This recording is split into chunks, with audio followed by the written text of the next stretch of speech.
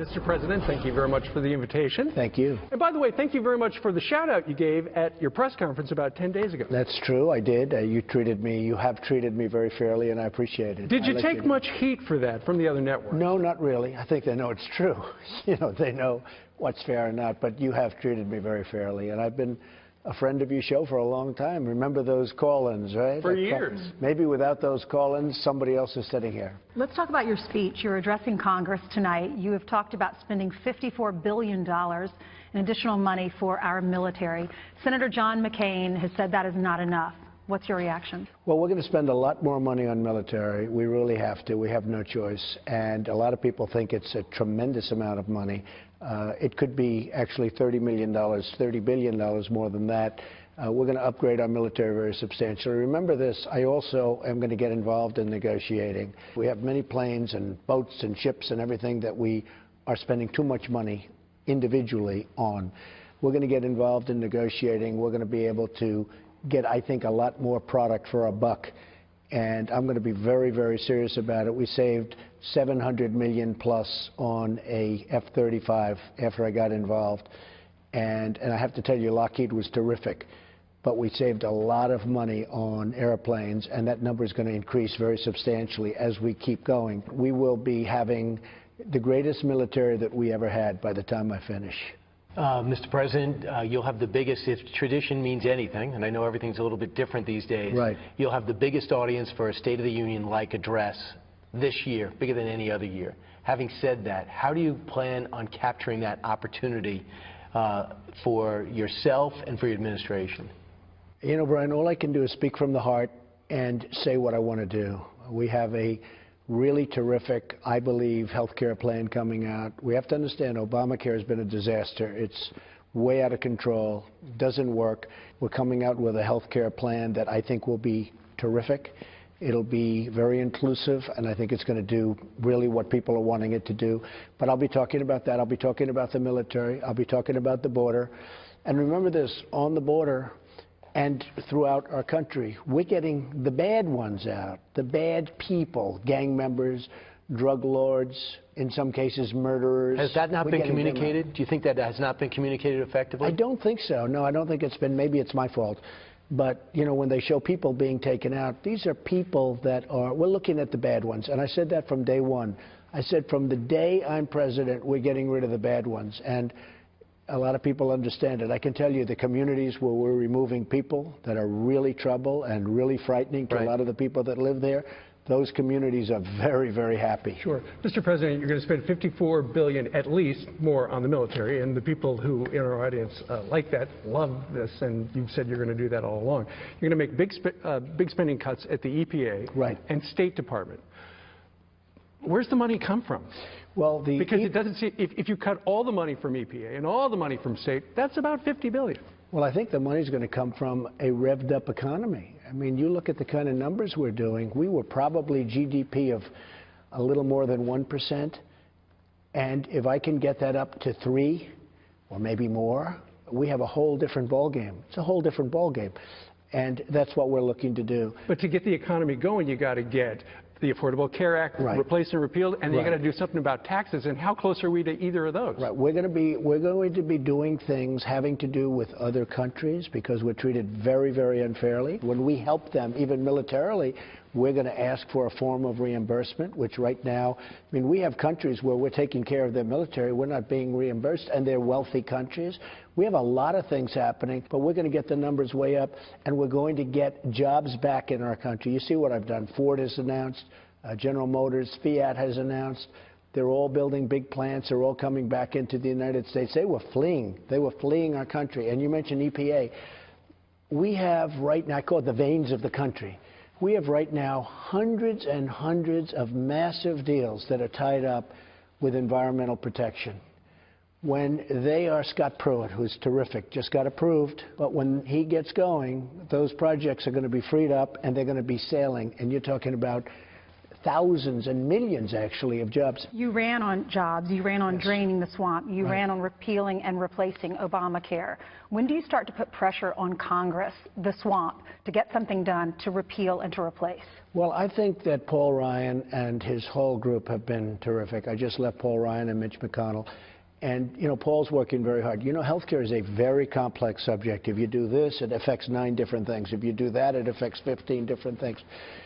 I think we have a great plan, and I think Congress is absolutely taking a lot of blame, but it's not their fault. Don't forget, I've only been here for like 4 weeks. Somebody said, he hasn't done health care. They've been working on health care for 30 years. I've only been here for, what is this, my 5th week? And we're set to propose a plan, and I'll be talking about it, as you know, tonight. But we're all set to do a plan, and I think it's going to be something that's going to be really respected. And you take a look at what's going on with the stock market.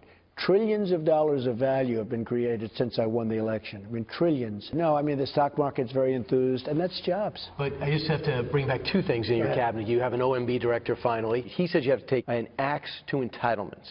Your Treasury Secretary says we're not touching it. Who's right? Well, I'll tell you who's right. If the economy sails, then I'm right, because I said I'm not touching Social Security. So your OMB is wrong? I'm not saying anybody's wrong. I'm just saying this. If we, and I think this is what's going to happen, Brian, I think our country's going to sail. Mr. President, you announced via Twitter the other day you're not going to go to the White House Correspondents' Dinner. How come?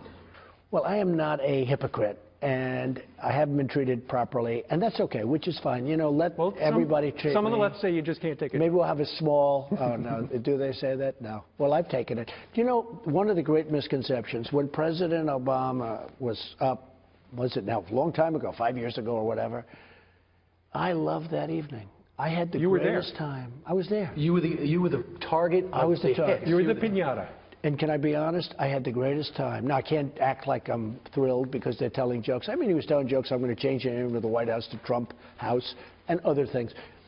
And he was I thought he did a good job, and he was very respectful. It was fun. And I enjoyed it. And I left, and I told the press, they were all said, did you have a good time? I said, it was fantastic. The next day I read Donald Trump felt terrible about the evening. I loved the evening. I had a great time. You said before, I could take hits when it's justified. Correct. Right? 100%. Can you give me an example of a time when someone was critical of you and you thought to yourself, I deserve that hit. I deserve that column. No, I deserve probably that. I could never do that. I could probably never. I'm not going to give you any ideas. No, but I'm not going to give you any ideas. Do you ever think to yourself, wow, I kind of screwed that up. I kind of deserved that hit. Yeah, sure. And you know what, honestly, if I do that, if that does happen, and if I take a hit, I won't give you any additional ammunition. But over the years, you make a mistake. I fully understand when they hit you. But when they make stories up, when they create sources, because I believe that sometimes they don't have sources. You know, the sources don't exist. And sometimes they do exist. I'm not saying all sources, but I believe that a lot of the sources are made up. A lot of the stories are made up. I believe a lot of the stories are pure fiction. They just pull it out of air. I just thought, in light of the fact of fake news and all of the other things that we're talking about now, I thought it would be inappropriate. Too cozy? No, not too cozy. I think that, look, I have great respect for the press. I have great respect for reporters and the whole profession. Now, with all of that being said, I just thought it would be better if I didn't do the dinner. That doesn't mean I'm not going to do it next year, but I just thought it would be better if I didn't do that. Mr. President, the Oscar Awards, Jimmy Kimmel, he was tweeting, he was saying some crude comments. He insinuated, at least, that you were racist. What's your response? Well, look, you know, it just seems the other side, whenever they are losing badly, they always pull out the race card. And I've watched it for years. I've watched it against Ronald Reagan. I've watched it against so many other people. And they always like pulling out the race card. The fact is, I did pretty well, much better than past people in the Republican Party in the recent election, having to do with Hispanics, having to do with African Americans. Did pretty well, or I wouldn't be sitting here. I mean, if I didn't get numbers that were at least as good or better, I wouldn't be sitting here. You don't take it personal? I can't, because I consider it a very serious violation when they say it, and I have to write it off as being purely politics. Big story here in Washington, D.C., that Sean Spicer asked his communications team, okay, come on in, everybody. Put your phone right over there. We have a leaker here. We're going to have the White House lawyer look at your phones. How intent are you on finding who the leaker or leakers are in your administration? Not just your communications team, but over the State Department, maybe the intel community, everywhere. Well, first of all, Sean Spicer is a fine human being. He's a fine person. I would have done it differently. I would have gone one-on-one with different people. And we don't have a major leak process here. We have a major leak process in government. But I would have handled it differently than Sean, but Sean handles it his way, and I'm okay with it. Yeah, you don't want to have Did leaks. they figure out who the leaker was? We have sort of ideas, but don't forget, we have people from other campaigns. We have people from other governments. We've got a lot of people here. So you wish you didn't do it that way? I would have done it differently. How would you have done it? I would have brought one-on-one. I would have had one-on-one sessions with different people. I might have done that. I mean, you know, there are things you can do that are a hell of a lot worse than that, I'll be honest with you. But I think I would have done it differently. But, you know, he's done a very good job, and that's the way he chose to do it. Let's talk about your tweeting, if we could. You've attacked recently McCain, the FBI, Democrats. Is there a method to the attacks, or is it just venting? No method, really. It's not venting either. But, you know, I felt badly when a young man dies, and John McCain said that was a failed mission. According to General Mattis, it was a very successful mission. They had a lot of information, a lot of different things that they really wanted to get. And I thought it was inappropriate, and I thought it was inappropriate that he goes to foreign soil and he criticizes our government. I just think that's just inappropriate. And you know, people have to be careful with that. People really have to be careful with that. But it does allow me to go around dishonest media. I don't have to go around you folks. I don't have to go around a lot of the media, but I do have to go around some media. And it does allow me to do that because the following is so large. Between Twitter and Facebook and all of the different things, I have so many millions of people. It allows me to give a message without necessarily having to go through people where I'm giving them a message and they're putting it down differently from what I mean. A lot of people like it. They say you're tough. They're glad you're going after people when they attack you. But you have people on both sides of the aisle. Yeah, so you they're do. saying you're going after your enemies on Twitter. They want you to stop it. Will you? Well, most of the people that want me to stop it are the enemies, I'll be honest with you. The enemies would like me to stop it. If I felt the media were honest, all of it, or most of it, I wouldn't do it. But it is a modern-day form of communication, especially when you have, you know, tens of millions of people like I have. Mr. President, you mentioned John McCain mentioning that young man who died, the Navy SEAL who died in that mission. His father has said that he didn't want to talk to you. Your reaction to that? Well, this was a mission that was started before I got here. This was something that was, you know, just they wanted to do. They came to see me. They explained what they wanted to do, the generals, who are very respected. My generals are the most respected that we've had in many decades, I believe. And they lost Ryan. And I was at the airport when the casket came in, the body came in, and it was a very sad with the family, and it's a great family, incredible wife and children. I met most of the family. And I can understand people saying that. I'd feel, you know, I'd feel, what's worse? There's nothing worse. There's nothing worse. But again, this was something that they were looking at for a long time doing. And according to General Mattis, it was a very successful mission. They got tremendous amounts of information. Can we talk about President Obama? You said you personally get along with him. You guys were going at each other for 3 or 4, maybe 8 years.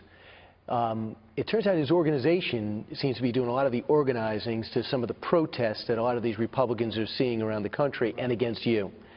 Do you believe President Obama is behind it? And if he is that a violation of the so-called unsaid President's Code? No, I think he is behind it. I also think it's politics. That's the way it is. And look, I have a very different agenda. But Bush wasn't going after Clinton. Clinton wasn't going after Bush. Well, you never know what's exactly happening behind the scenes. You know, you're probably right or possibly right, but you never know. No, I think that President Obama is behind it because his people are certainly behind it. And some of the leaks possibly come from that group. You know, some of the leaks, which are really very serious leaks because they're very bad in terms of national security. But I also understand that's politics, and in terms of him being behind things, that's politics, and it will probably continue. Does that disappoint you? Don't you think that goes beyond what we usually do in this country? I don't use the word disappoint. I'm not really surprised because I understand the way the world works. It's politics. I mean, I'm changing things that he's wanted to do. I mean, we're much tougher in terms of getting the bad guys out. You know, people don't realize he deported a lot of people. But we're focused on the bad people. We're focused on the drug lords and the gang members. We're focused on a very, very bad group that are in this country that we're getting out rapidly. He was much less focused on that. Let's focus on family. Yeah. Melania, or the First Lady, and Barron, they're about 300 miles away. Are Well, you they're actually lonely? here Are right you now. missing them? I do. Well, Melania is actually in charge of the whole evening for the governors, and we had 46 governors, which is, I believe, the record, or just about, but I think it's the record. We had a tremendous turnout of governors, and she did a fantastic job, and she's staying. She's here now, but we want to let Barron finish his school year. It's hard to take somebody out of school with a couple of months to go. At that age. It's very tough. Can we talk about what Nancy Pelosi said yesterday? Here we are on the cusp of your first major speech, and the question was, what has he done? He's done nothing. He says he's put, it said he put Wall Street first, he made America sick, and he instilled fear in immigrants. Those are your accomplishments. What's your response to her?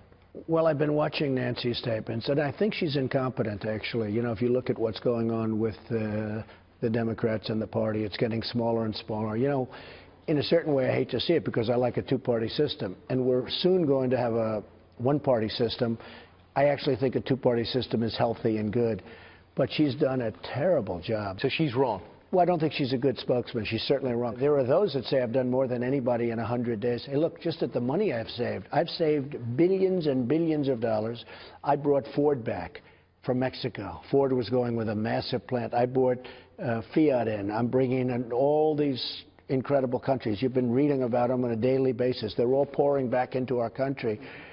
I mean, there are those that are saying that I've done just about more than anybody. Now, when you add our health care that's going to be coming out soon and will be a really good health care as opposed to Obamacare, which is a total mess.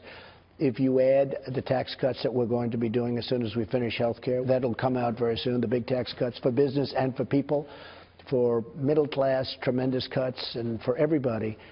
I think that, you know, I think I've done just about more than anybody in the first 4 weeks. What's the one thing about this job which you've thought about for a very long time that now that you've got it, surprised you? It's like, I didn't realize that. Well, it started off being a surreal experience. You know, you wake up and you're in the White House, or you're walking through the front door and it's the White House and all of that. But you do get over that. I think the one thing that hits me even more than anything else is the magnitude of everything. The numbers are so big. You buy an airplane, but here you're buying 3,500 airplanes. The size of the numbers are really staggering. And what about the people who are didn't. counting on you all across the country Well, and around the world? The love is great, and I saw a poll where I was at 45 or 46%, but one of the things they said is that the level of enthusiasm for me is as strong as they've ever seen. In other words, that's a real group of people. You know, you have other people, they have a poll, but if they sneeze in the wrong direction, everybody disappears. But the protesters are also there, and they have not subsided. What's your reaction? Well, they are there, and many of them are the ones that lost the election. Now, with all of that being said, I'm going to try and bring people together. And the way you do that is through success. When I create jobs, when I create a health care plan that works as opposed to Obamacare, which does not work, when we do the kind of things, when we get rid of a lot of bad players, really bad players that we're doing right now on the border, people are loving what General Kelly is doing, I will tell you. I think that will change. But a lot of the people that are protesting are the people that lost the election. What grade would you give yourself from an A to an F? Well, I think I know what you're going to say. Well, let's hear it. I think, yeah. No, I wouldn't do that. I think in terms of effort, which means something, but I give myself an A+, okay, effort. But that's, you know, results are more important. In terms of messaging, I would give myself a C or a C+. Why? So my messaging isn't good. When I see a story about Donald Trump didn't fill hundreds and hundreds of jobs, it's because in many cases we don't want to fill those jobs. You have 600 open jobs, though, that you can appoint. What's going on? Well, a lot of those jobs I don't want to appoint because they're unnecessary to have. You know, we have so many people in government. Even me, I look at some of the jobs. And it's people over people over people. I say, what do all these people do? You don't need all those jobs. Now, they'll be filled. You're cutting. Well, we're cutting. Those slots are not going to be. You know, it's funny. That's what I mean about messaging. You have to fill hundreds of jobs. No idea that you didn't want to fill them. Oh, many of those jobs I don't want to fill. I say, isn't that a good thing? That's not a bad thing. That's a good thing. We're running a very good, efficient government. Now, in terms of achievement, I think I'd give myself an A, because I think I've done great things, but I don't think I and my people, I don't think we've explained it well enough to the American public. I think I get an A in terms of what I've actually done, but in terms of messaging, I'd give myself a C or a C+. All right, how are you going to change that then? Well, maybe I change it during the speech.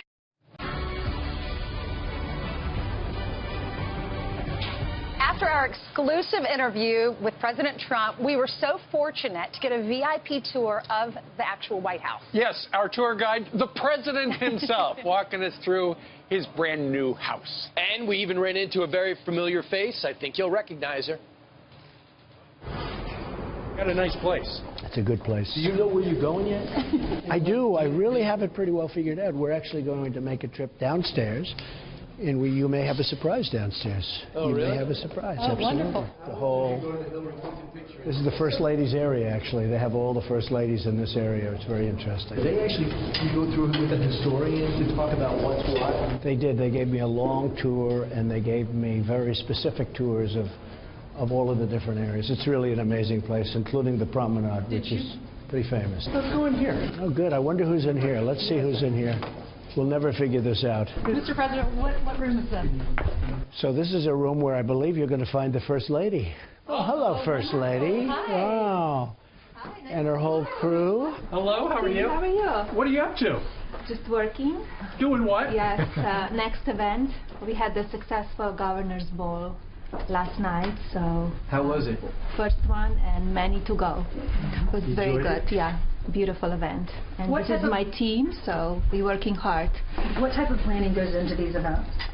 From everything, you know, you're planning, it's almost like you're planning a wedding every time. So it's, yeah, That's a lot of work. it's a lot That's of a lot of work. weddings. Each event is very important, and so last night the group did such a great job with the governors. They've never seen anything like it, so it was special. And it was very good for the governors to see. But Melania did a really fantastic job with your group, really good. Well, that says a lot because you were in the hospitality business. I really understand it very well, believe me, and it's not easy. How weird is this that you work in the building over here, Yeah. but you live in the house back there? That's right. You gotta walk about a block outside to get to work. That's right, but you know, this is a very famous walk, as you know. Rose The Garden. Rose Garden. And if you notice the ramps, there are many ramps. Yep, That's FDR. sure. They were put here for FDR. Wow. But this is a very, very famous walk, and you'll oftentimes see the great foreign leaders walk in this with the president, whoever he or she, maybe someday she. And do people tell you, okay, grab the German leader, walk with her? Yeah, they tell you basically, but then you know what to do after a little while. You ever walk these steps in the colonnade and say to yourself, these are the steps John F. Kennedy, these are the steps that Ronald Reagan, these are the steps that Jimmy Carter, Sure. they all walk this walk. They're all of the greats. If you think 1800 is when it really first, and then this was built somewhat later, but 1800 is when the White House really opened, even a little bit sooner than that. Has it intrigued you to read and study this, like now that knowing what you know? It is a fascinating building, and the history of the Oval Office is incredible. Right behind us is the mansion, that's where you live. This is the colonnade. Right over there is your hotel. Yeah, that's right. Isn't that beautiful? Isn't that beautiful? It's a beautiful hotel. Do you ever sit in the Oval Office at the Resolute desk and say, you know what, if I was over there, I would have a cheeseburger right about Well, now? I don't really, but I will tell you, I'm so focused on what I'm doing here, I don't even think about it.